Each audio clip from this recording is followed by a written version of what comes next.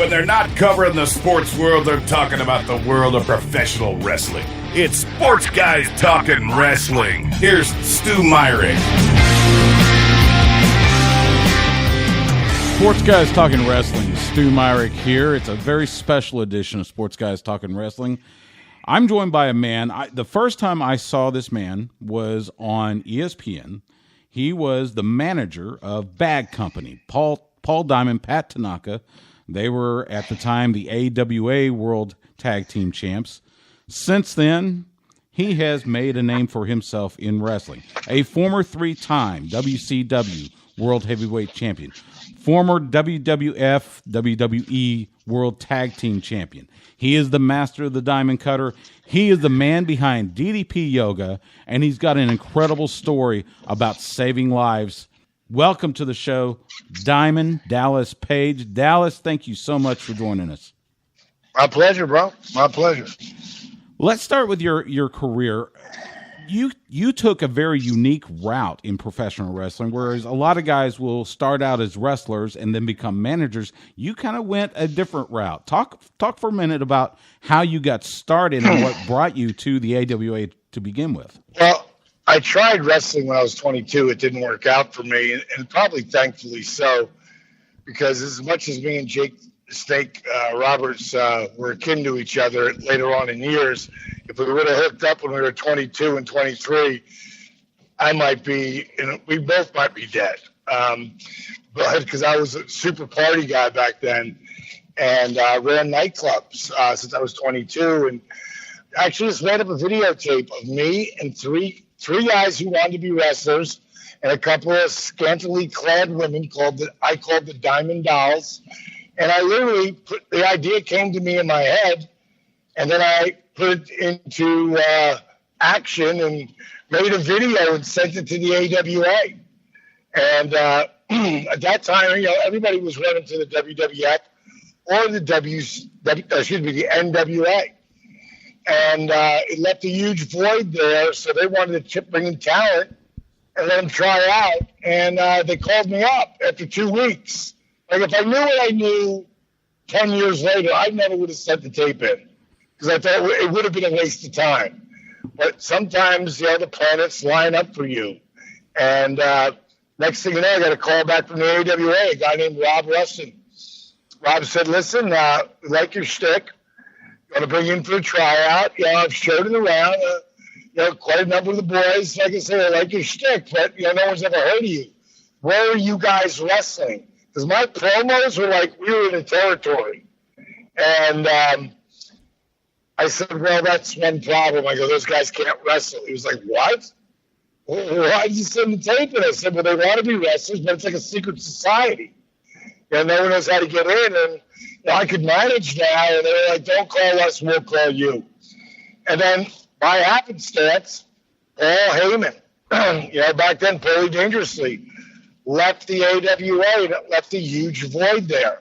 So they called me up and said, you want to come in and do a tryout? Bring a couple of those hot-looking girls and those crazy clothes you wear, and we'll see what happens. And it worked. And next thing you know, I was working one day a month in Vegas for the AWA. I managed Bad Company, Medusa, Colonel De Beers. That was my main stable that I had while I was there. And over that period of time, I sent a videotape to Mike Graham. Next thing I know, a couple of weeks later, he's calling me back. I got strep throat, and he puts me on the phone with Dusty Rhodes. And I could barely talk, but I knew Mike Graham wanted me to blow him away. So I was like, good God, Dusty Rhodes, the tower of power, the man of the hour, too sweet to be sour, getting funky like a monkey with DDP. And the thunder I just fucking went off and whatever. And at some point, I said, I got strep throat. Dusty, I can't, I'm trying not to talk so much. Hello, Dusty? It seemed like he didn't say anything for like 5 minutes. And then it was probably 30 seconds, 15 seconds or something. He was ribbing me, and then he goes, was that a recording, kid? And I was like, no, that's me. He's like, I want to bring you in for, have a meeting with you. And Dusty made me the top manager there in Florida Championship Wrestling.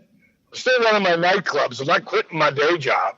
But he also had me doing color commentating with Gordon Soley. And I told him, I said, Dusty, I am flattered that I don't know a wrist lock from a wristwatch.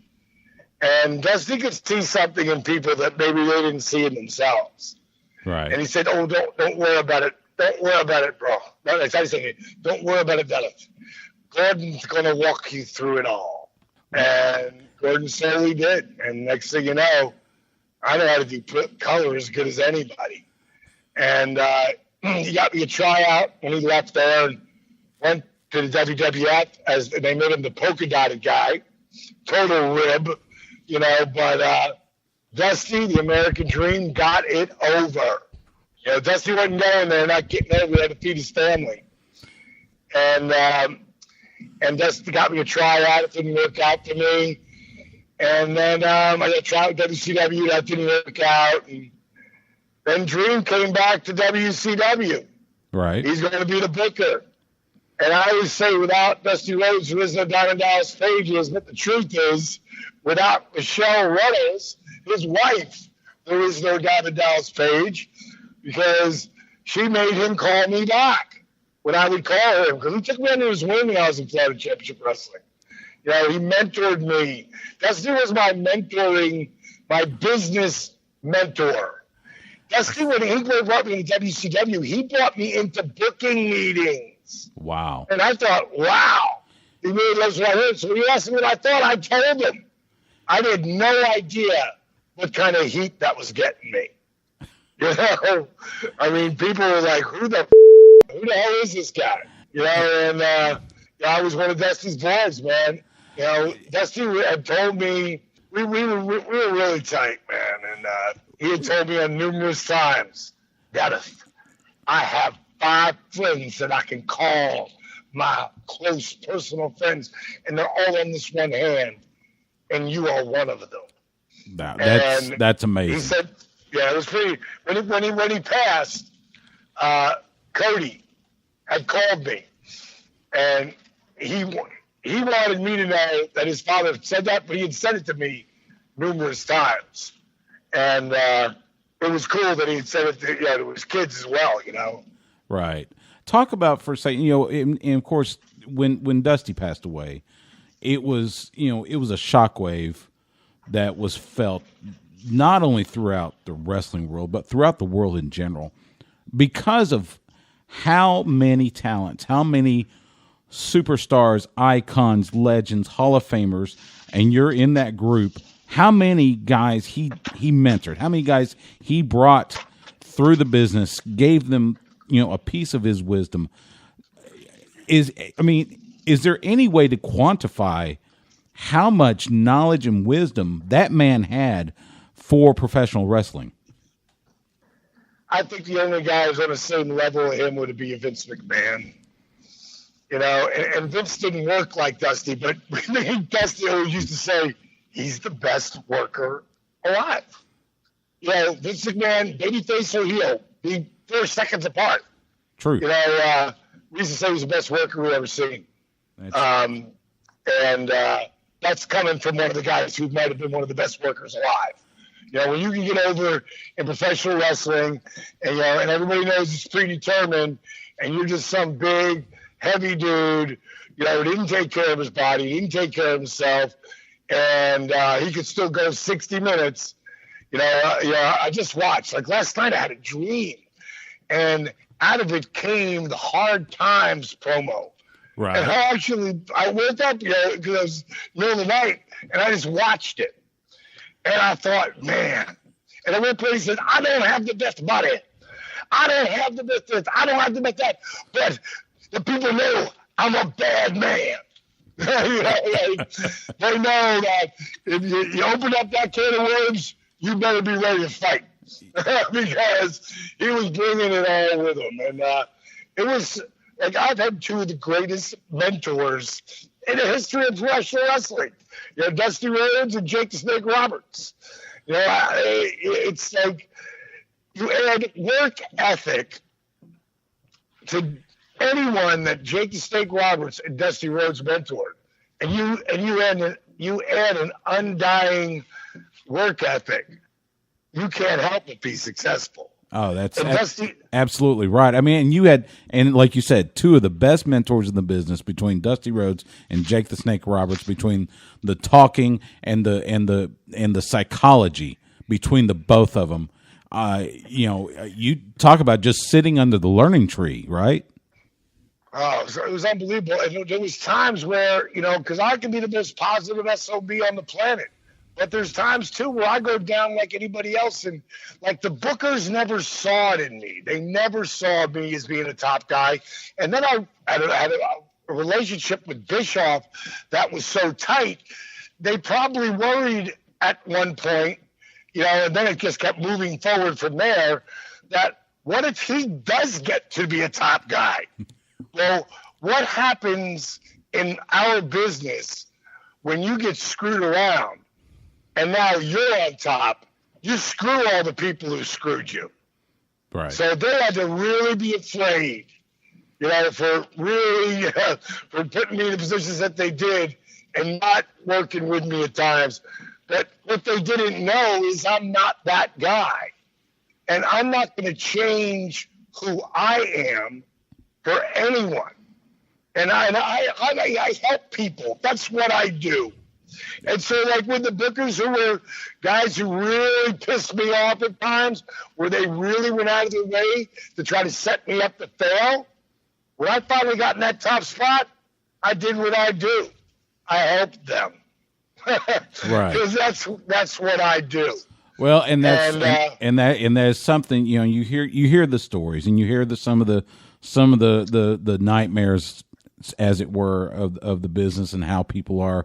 So to hear that and to know someone like you that is there to help people and everything, and of course that led later down the road. I want to talk about when you did become a top guy. April '99, you win your first world title in WCW. What kind of pressure did that put on you? Was that, I mean, what were you thinking the moment they put that belt around your waist after that match?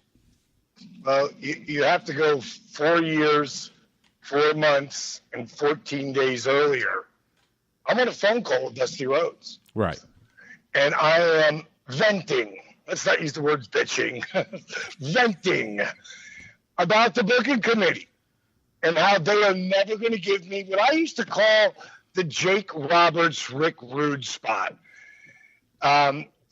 When Jake or Rick went to the ring, I don't care who their opponent was, you never had any idea what the finish was. You didn't know who's going to win, who's going to lose on their end. You might know they were going to win, but you sure as hell never thought, well, Jake's doing the job tonight or Rick's doing the job. There was that opening level of doubt. And that's what wrestling is. When wrestling really works unbelievable, it's that element of doubt steps in to that match or that feud. Like, all these other feuds are BS, but that feud with Savage and Page, they hate each other. It's that element of doubt. And I was just venting to a point where Dusty, I don't know how long you just heard me just rant on and on. And at some point, I wanted to, Dream, I never expect to be you, or Flair, or Hogan. I mean, I never expect to be the world champion. But Jesus, and he goes, Dennis. And when he heard that, he goes, Dennis, shut up.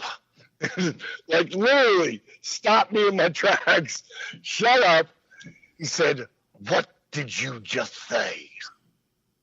And I said, well, I would never, I'd never be able to get to your level, Dream, or Flair's or Hogan's. I said, if I would have kept going when I was 22, man. He goes, no. What did you say after that?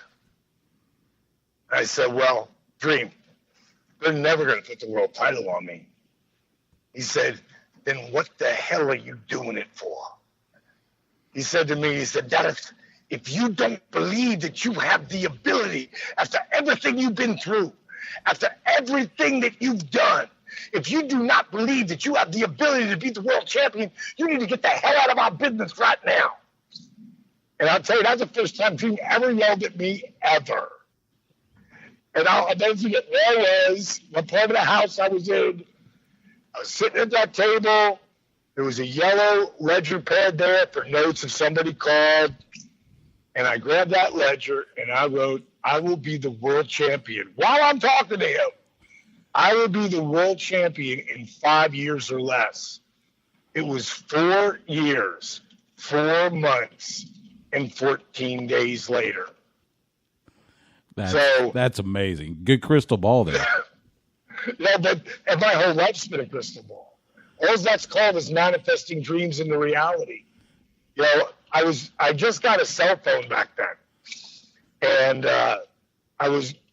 Kimberly and I were still together, and we were driving from Tacoma to Spokane, and I heard the phone ring as I'm driving down the highway, and I pick up the phone, and all I hear, so how does it feel? And I just started laughing. I said, it feels real, Dream. And he said, that's because it is. That is so cool. And I got to be honest, the belt itself is, you know, that one and the original 10 pounds of gold are probably my two favorite belts of all time. So it's really neat to see the pictures of you with that belt, and of course you were a 3-time champion. Let's fast forward a little bit to when WCW got bought out, and you had your contract bought out by Vince. You started in WWF at the time, now WWE. Talk about, and there's been several stories about this, but I want to get your impression, the difference from going from the WCW locker room to the WWE locker room. I'd tell you, I like WCW way better because I wasn't the enemy there. You know, if I would have gone in there either before that happened or like way after they brought it out, way after, it would have been completely different for me. But I went there when we were the bad guys. And my entire run, like my career blew up over the time that we were burying the WWF. Right. Like that's my biggest run. You know, the time when we were really kicking their ass. And so I was seen, like they wanted me bad. And they wanted me so that they could tell the story. Now we're going to take one of the biggest, baddest guys in WCW, and we're just going to beat him down. You know, it wasn't like Eric Bischoff. Eric Bischoff is a genius in the way that he never let his ego get in the way of drawing money. Like bringing in Kevin and Scott. When those guys came in as the outsiders, right, and then Hogan joined on board, they killed everyone. 3 guys beat up everyone. Mm-hmm. Now, if they really wanted the invasion angle to work, I'd have dropped friggin' Undertaker on a cement block and took him out for 3 months. That's how it should have been booked. But it wasn't, and it was my fault. And I say that for the way because I don't ever say, well, they didn't use me right, or that didn't blah, blah, blah. Because I control my own destiny. I had a whole angle, the People's Champion versus the People's Champion. The guy who only happens to be the biggest star in the world right now. You know? He's doing pretty good. He's doing okay. He's doing okay. Yeah. You know, and that would have been so money. And I saw that 2 years before it ever happened. And I didn't follow that goal and dream the way I followed everything else in my life. And it's one of the things that I would regret, except it made me the smartest businessman I've ever been. Because I don't sit around and dwell. And there's you've heard them. There's a number of guys that are pretty bitter about our business, you know, after the fact. Mm-hmm. That doesn't help anybody. especially the person who's bitter. Don't help them at all. So I try to find, like, what did I learn from this? And Vince McMahon is one of the smartest businessmen on the planet. And he knew what he wanted to do, and he did what he wanted to do. But I allowed it by agreeing to do it. I could have very easily got up on the table, shook his hand, and thanked him for the opportunity. Said, this angle's great, but not for me. Right. When you want to do People's Champion versus People's Champion, get a hold of me. But I didn't do that. So when I finally walked away from wrestling in the WWE 13, 14 years ago, what did I learn from that? The exact lesson I just said. You cannot, if you believe in yourself, especially the way I believe in myself, if you believe in yourself, you can never be afraid to walk away from the table. And when I had my deal laid out there after 5 interviews with Shark Tank, when I had that whole laid out for me after 5 interviews in a year and a half, they wanted to control me. They wanted to control how I did my PR. And I'm talking about right down to YouTube and Facebook. And one day, when I really think about it, as I was leaving my house, the accountability crib, which it wasn't like my house. I had an office in my house. My whole home was my office. Right. And my boys came in every day, 5 days a week, and worked with me. And Steve Yu, my president of my company, and the editor and director of The Resurrection of Jake the Snake, as I was walking out the door, I looked back to them and I said, Stevie, write Shark Tank. Thank them for the opportunity. Tell them we love the show, but we're going to pass. And he said, what? Dude, we just worked on this for 18 months. We're there. We're in. I go, not going in like that. I did that one time. I let someone control my destiny, and they blamed it on me. It didn't get over. If this is not going to make it, it's going to not make it on my terms. I control everything here. Just tell them thank you. And I walked away. 90 minutes later, I was pulling into Chattanooga. He goes, D, he goes, executive producer for Shark Tank's on the phone. They want to talk about how you can fix this. So that I thanked Vince McMahon over and over and over again. I built a DDP Yoga Performance Center here in Atlanta, a little suburb called Smyrna. Okay. It's all Atlanta, Georgia. It's worth $2.3 million. I built a app, DDP Yoga Now, the app. It's on Google Play and iTunes right now. It is the best fitness app on the planet. As of today, I have $1 million in it. I'm sure it'll be 2 before I finally get through with everything. But right now, it's got $1 million on it. It's built on iTunes for iPhone, iPad, Droid, tablet, and the computer. So $3.3 million in the house that Shark Tank built and the app. I don't owe anything on either one of them. They're completely debt-free. That's because of Vince McMahon. Because he taught me the lesson. You can't be afraid to walk away from the table. That's what that was worth to me.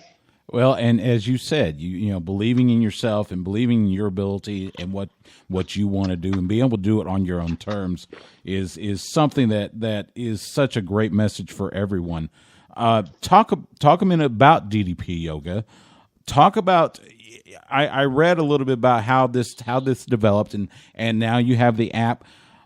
And I've seen the videos with Arthur and some of the others that it has helped. And just talk about that impact that you create this program, and all of a sudden it's starting to help people. Talk about DDP Yoga for a second.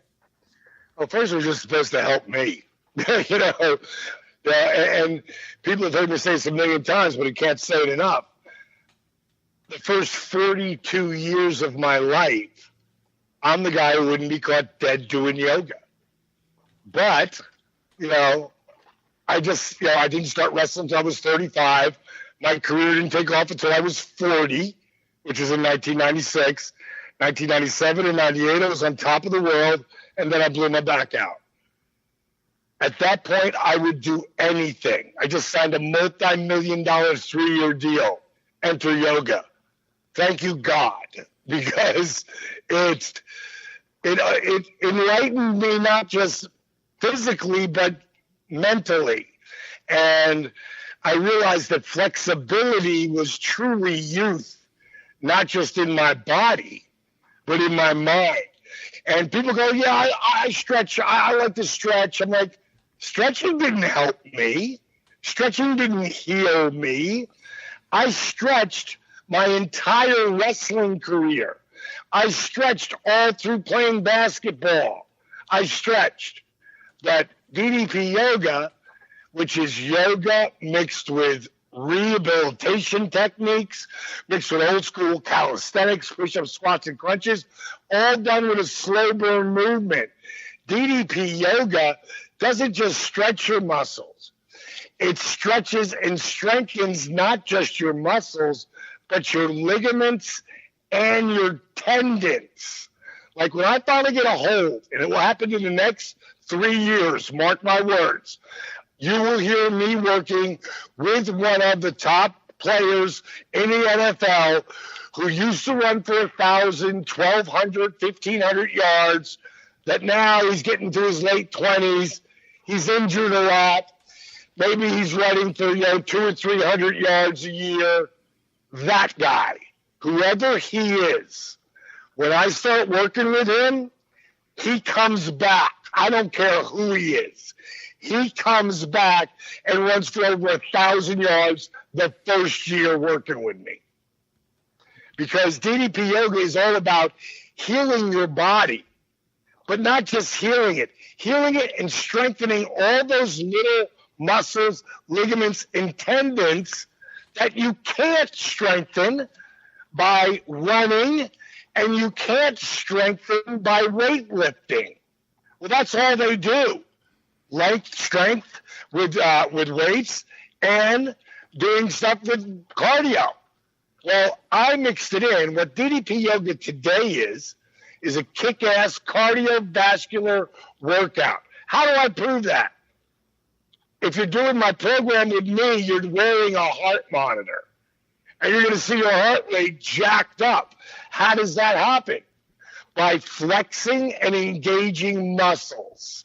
Every time you flex or engage a muscle, like you're lifting weights, like if you grab dumbbells and pick them up, you're not just working your biceps. Right. You're working your hands, your forearms, your shoulders, your traps, your torso, your abdominals, your obliques, your legs, your calves, your feet. You're working everything, especially as you move up the weight or you move up the resistance. There doesn't have to be weight there. So that's how it gets cardiovascular kick-ass workout. Now, it also breaks up scar tissue, which alleviates pain and creates flexibility. Again, flexibility is youth, not just in your body, but in your mind. And it strengthens your core like never before. Like I can be in some people will I call it alligator, some people call it plank, where you're on your forearms. And you're in a push-up position, but you're on your forearms.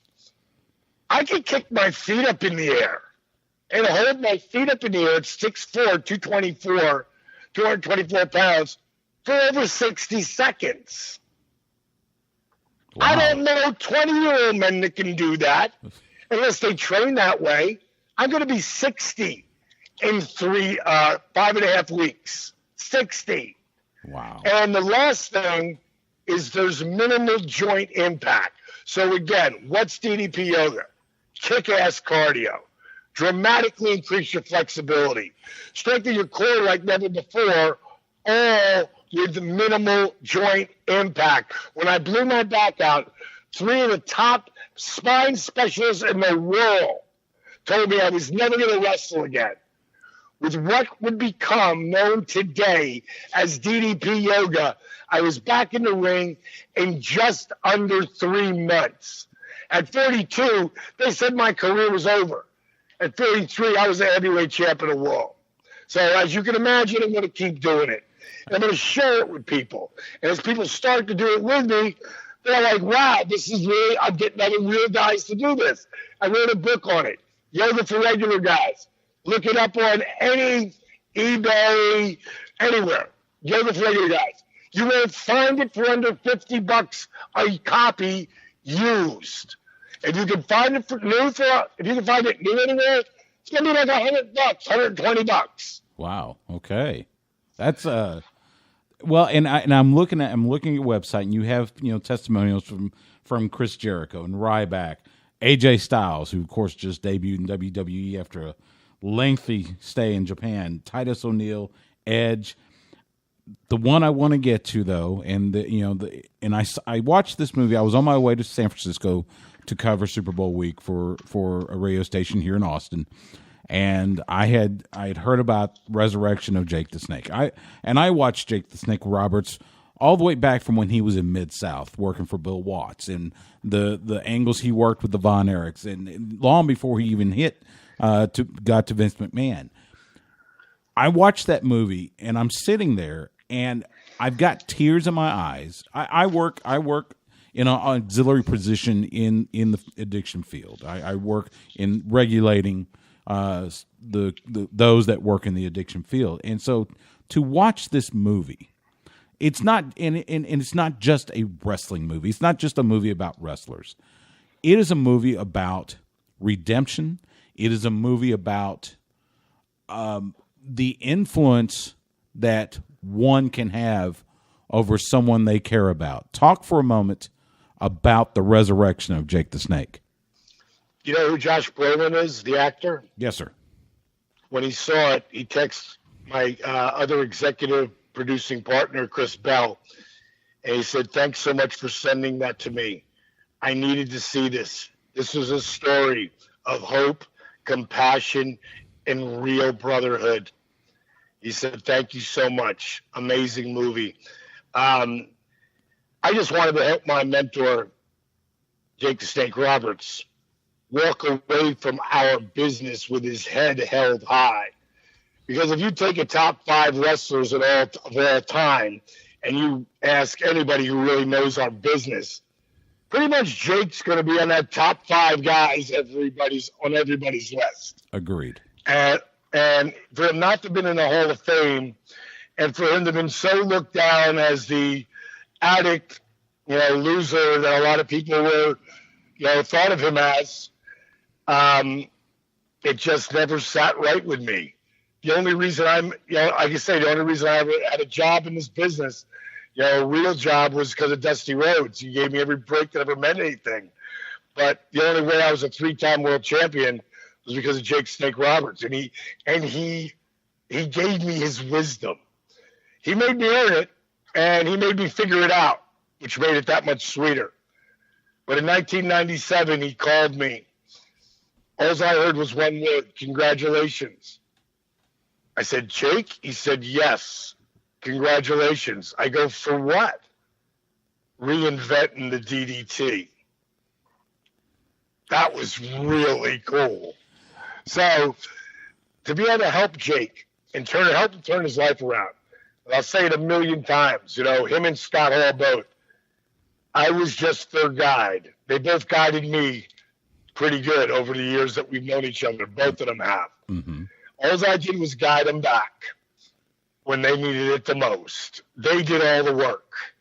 And the movie, if you're listening right now, you're a wrestling fan.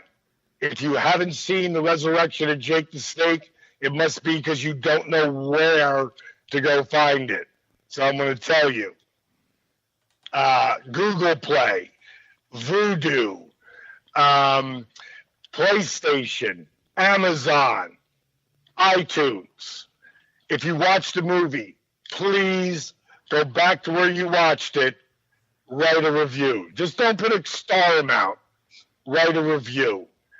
On iTunes, last week, we were a month exclusive on iTunes. Last week, I pulled up reviews. There were over 200 written reviews. There was 291 total reviews. 286 were 5-star.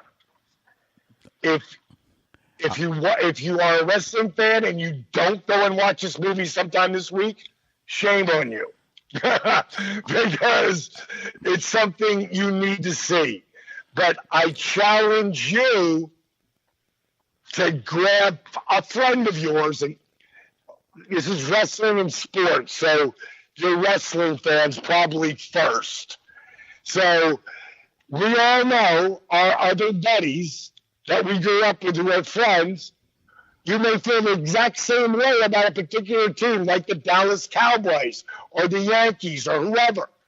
But when it comes to wrestling, you love it. They think you're an idiot because they don't get it. That person is the one I want you to have watched the movie with you. Hold on a second. Jake's calling in. Hold on. As fate will have it, I'm talking to Jake right now. Very well. I'm sorry. How's it going, folks? Yeah. Yeah, man. Jake Roberts? Yes. Hey, Stu Myrick from Sports Guys Talking Wrestling in Austin. It is an honor to talk to you, the WWE Hall of Famer. As I was telling Dallas, I remember watching you in Mid-South, and I was talking to him about I was watching the movie on my way to San Francisco to cover the Super Bowl. It is an incredible story, and I just wanted to let you know that it moved me to tears, and I've written my reviews, and I am telling my friends to see this movie because it is a movie about hope and redemption, and it's an honor to talk to you. Well, thank you. I appreciate it. I'll be in Austin coming up doing some comedy there in town. You will. Okay, you got to let us know when and where. We got to promote this. Well, check it on my site, man. Okay. Jake DDP. Yeah. Jake the Snake DDP. Jake, tell them what you're doing right now. You're in Canada, blowing it out with the story. Tell them about that. I'm in Canada. I'm at Yuck Yucks. It's a comedy club. I'm doing comedy now, and it's a blast for me because I get to see the fans and stuff, and I get to reminisce a little bit.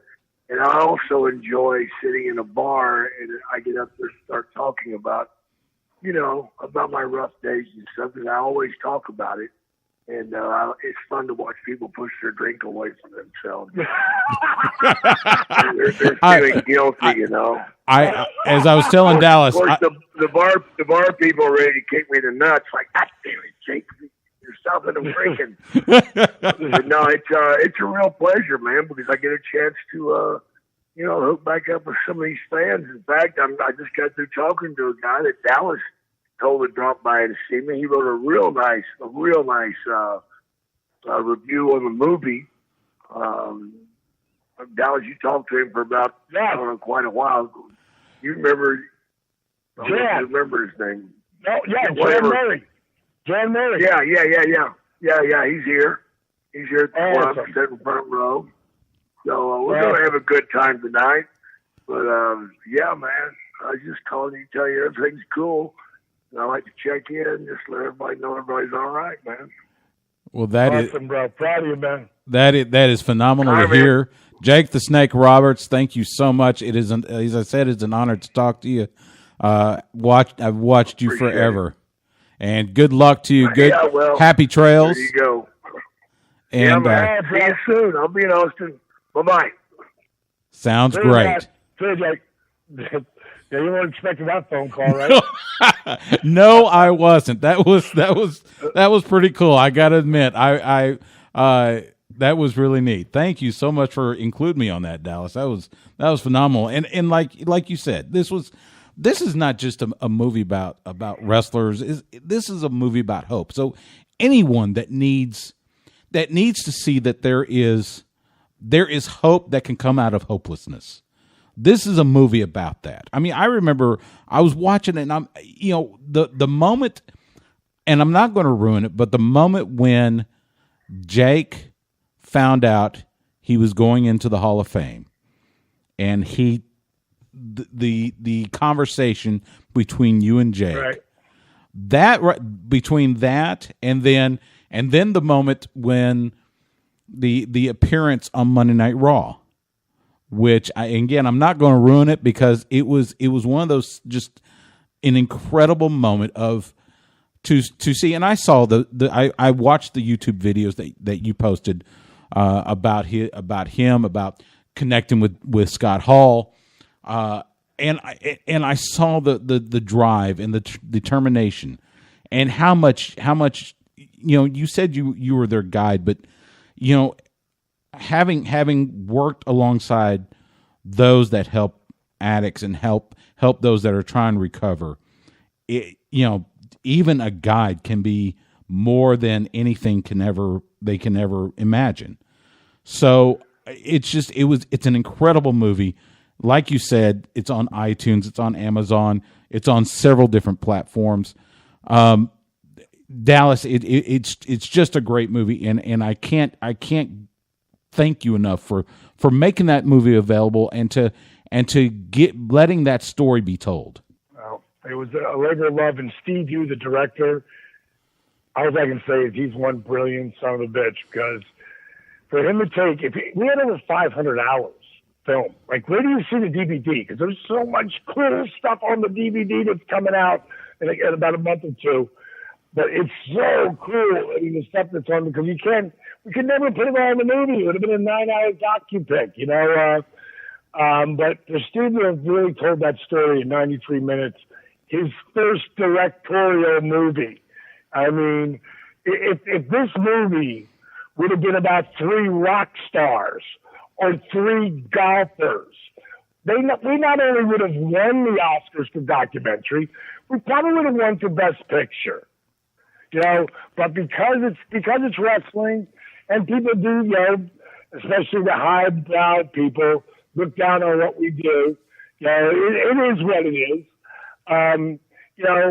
That's why I said earlier, before Jake popped on there, I challenge everyone who's listening here tonight, when you watch the movie for your second or third time, get that person who, not if that doesn't like wrestling, the one that's even worse than that, the one that looks down on you because you love wrestling.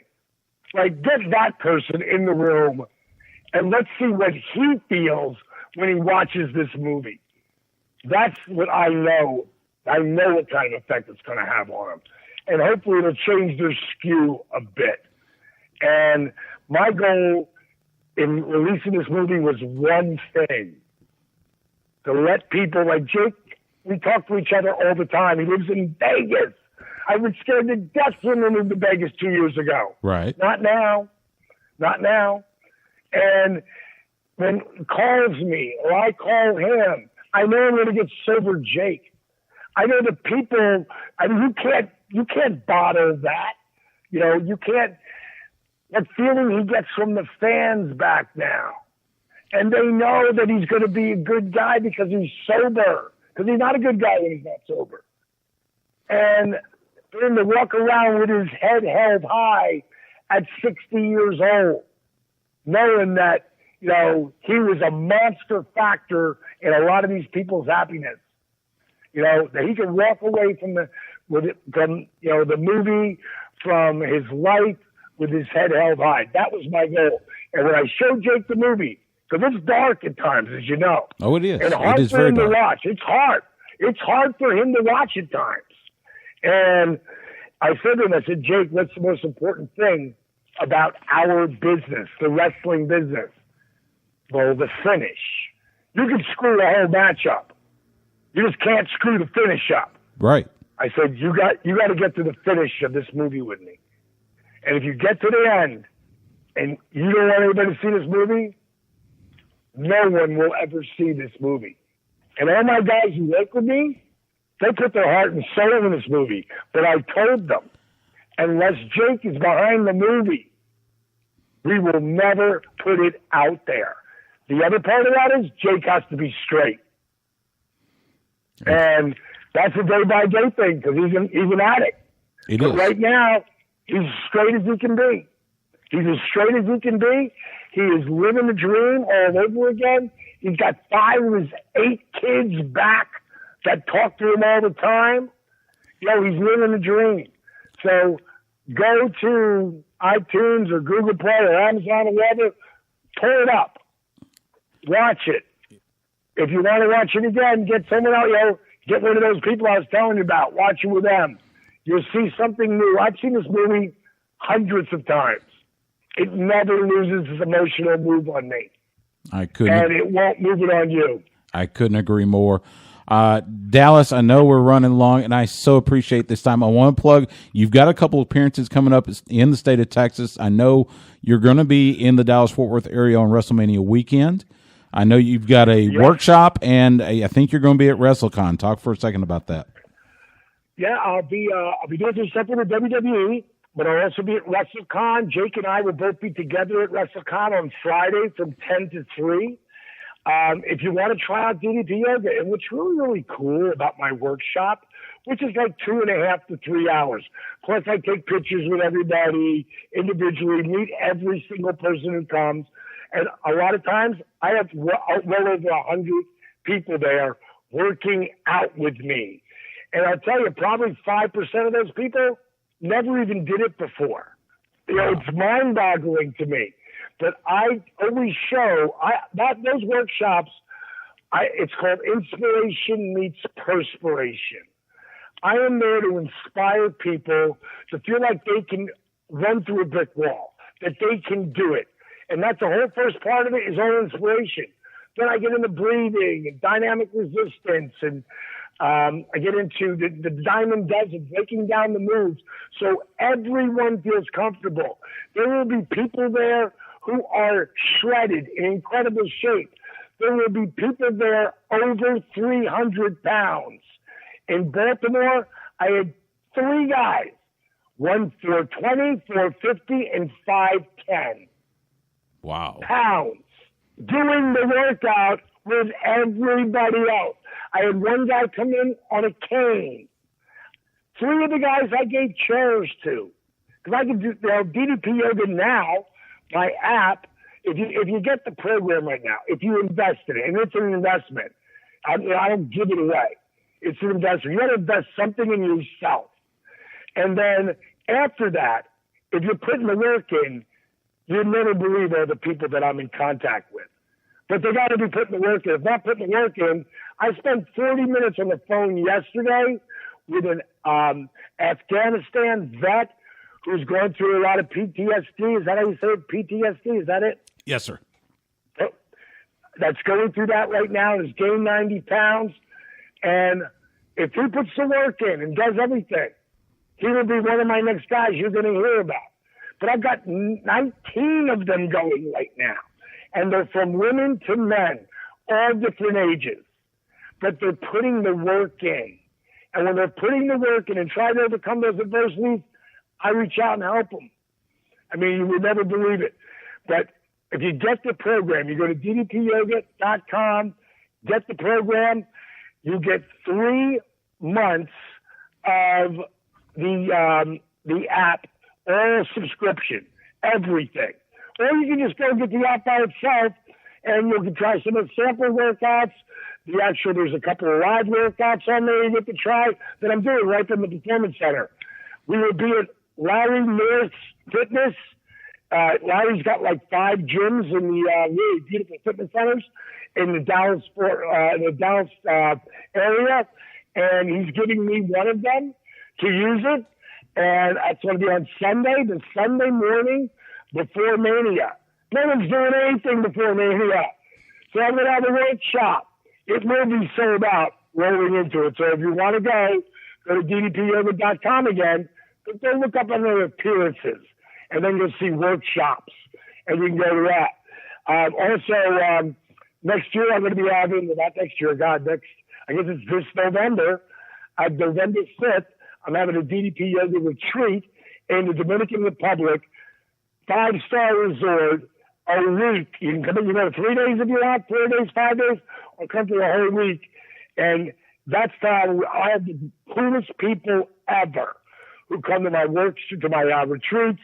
It ain't your mama's yoga retreat. We party. You don't have to, but booze is there, because it's an all-inclusive resort, and it's got everything going on. I've never had anybody come to one of my retreats and walk away heavier, even though we're eating like kings and queens and cocktailing, because we work out too. And it's a great time. It's DDPYogaRetreat.com. But for the Dallas-Fort Worth area, it's going to be there at Mania, man. If you're coming to us, me and Jake on Friday at WrestleCon from 10 to 3, or catch us at Access, or catch us at the DDP Yoga workshop on Sunday morning from 10 to 12:30. So that's really it right there. And that's why I leave you with this. People, I tell them all the time, don't listen to a word I say about my own stuff. Go to Twitter, at Real DDP, at DDP Yoga. Read what people write. You can't make people chant DDP in an arena of 20,000 people like they were doing last year at the Royal Rumble. The whole place is chanting DDP and dropping diamond. You can't make people do that. I haven't been on TV in 13 years. But there they were again. You can't make people write stuff on Twitter. Again, DDPYoga.com. It's all there. Well, I appreciate talking to you. I appreciate the time. Diamond Dallas Page, thank you so much for this incredible interview. I'm getting on DDP Yoga right now, and I'm gonna order my set so I can start dropping a little weight. Thank you so much for your time. It's been your pleasure, bro. Again, my thanks to Diamond Dallas Page for giving us this incredible interview, and what a surprise to get conferenced in with WWE Hall of Famer Jake the Snake Roberts.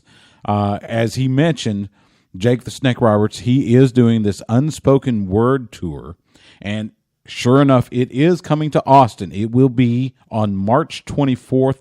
Doors open at 7 o'clock. The show starts at 8 o'clock. It will be at the New Movement Theater down on Lavaca Street, downtown Austin. Tickets are available through newmovementtheater.com.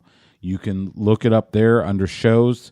Make sure you hit the Austin, Texas, because it also has a location in New Orleans. So make sure you pick the Austin, Texas location. Again, Jake the Snake Roberts Unspoken Word Tour, March 24th here in Austin at the New Movement Theater.